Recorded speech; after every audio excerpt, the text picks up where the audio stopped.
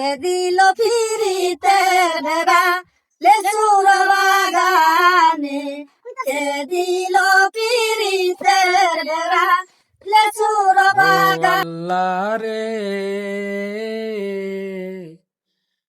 কোন দুনিয়ায় ফাটাইলাই আমারে, ও আল্লাহ রে, কি একটা অবস্থা।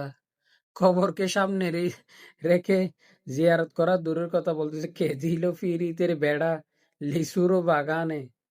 আহ, এমন কুসন্তান জন্ম দিয়ে গেছে বাবা, কবরের ভিতর আফসুস ছাড়া আর কিছু করতেছে না।